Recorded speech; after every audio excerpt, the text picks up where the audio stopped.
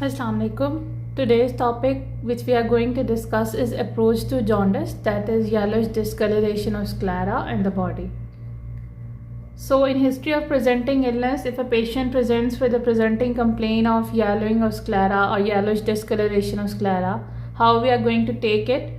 In the first paragraph, as we already know, OD para we have to cover. My patient, known case of you're not diabetic, not hypertensive, non-smoker or a smoker, alcoholic or not, you have to mention for that.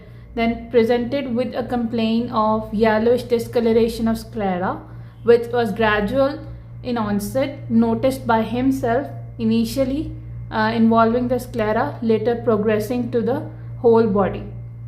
This was not aggravated with fasting or any medication or any other thing, and there was no relieving factor. Then it is associated with abdominal pain for last 2 months on and off, diffuse, gradual, non-radiating to back and progressively increasing, however not relieved temporarily with medication. Then you can mention if there is any history of fever, if you are going to go for the diagnosis of any malignancy or any post-hepatic cause, then you can mention there is history of dark colored urine, clay colored stool and excessive itching over the body for the last 1 month or last 15 days, whatsoever the duration is. If there is no history, if you are going to go for any differential of pre-hepatic or hepatic cause, then you must mention that there is no history of dark colored urine and clay colored stool to rule out the post-hepatic causes. Then you have, in this next paragraph, you have to rule out the differential diagnosis, and even if you are going to make the diagnosis or any of the post-hepatic, even then you have to rule out in your history that these pre-hepatic causes are not present.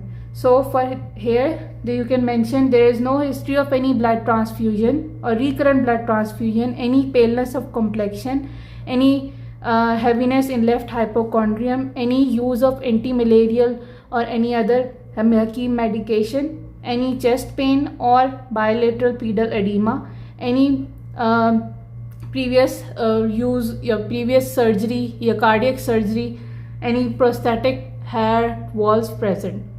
So for hepatic, you can go with hepatitis A, B, C, E, E, in which you are going to mention there is no use of tap water, any unhygienic food and eating from vendors. Then there is no history of any high-risk sexual behavior, IV drug abuse, any use of shared shaving instruments, any use of needling, dental procedures, then any nose piercing and any tattooing. This is for hepatitis B and C. Then there is no history of any alcohol intake, if you haven't mentioned it above. Then there is no history of any increased blood cholesterol, any previous history of sudden increase weight gain or weight loss. This is for non-alcoholic fatty liver disease.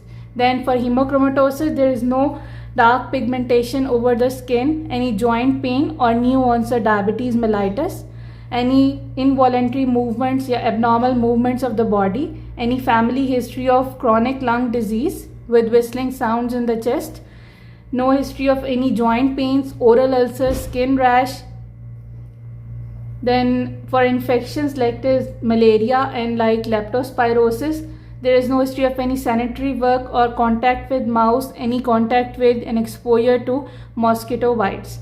Then increase in appetite and weight loss, undocumented unintentional weight loss or any heaviness in right hypochondrium, any use of anti-malarial or any anti-epileptic drug, and if she is a female, you have to ask if there is use of any oral contraceptive pills, any previous history of tuberculosis and use of anti-tuberculous therapy, any use of Hakim medication or steroids intake.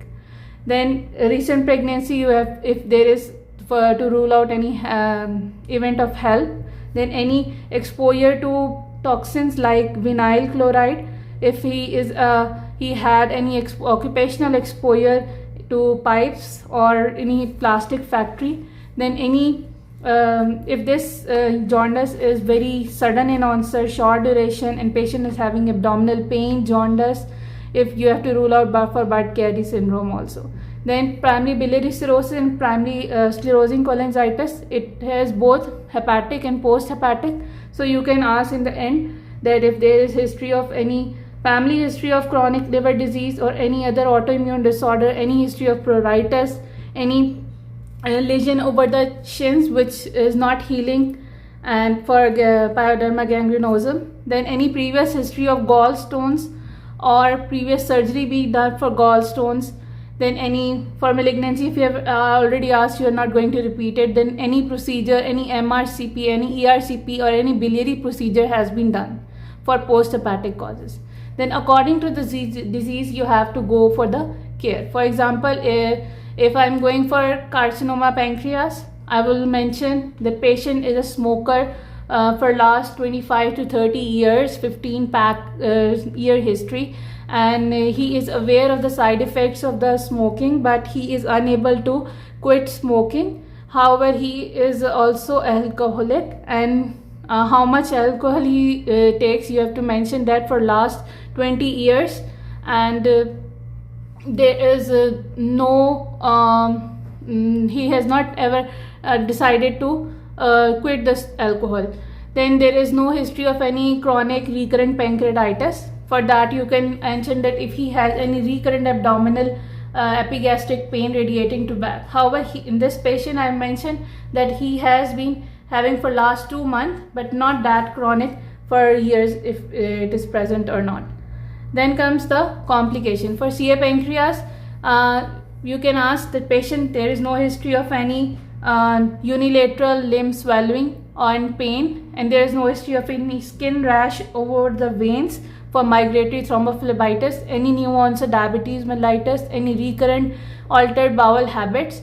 And if you are going towards the CA pancreas, and that is the malignancy, so you have to cover all the complications from head to toe. That is, you are involving the, if there is any spread of the malignancy, you have to mention complication like CNS, then heart, then chest, then kidneys. You have to just in a sentence you will mention that these are present or these are not present. Then after completing my history of presenting illness, then same as investigations and treatment up till now what he has taken, then the past medical surgical history, hospitalization history, vaccination history, travel and transfusion history, functional status of the patient in the self-care and household and occupational status, then the socio-economic status. So this was the history of approach to jaundice. It's a very important topic, and hopefully you will get it. Thank you.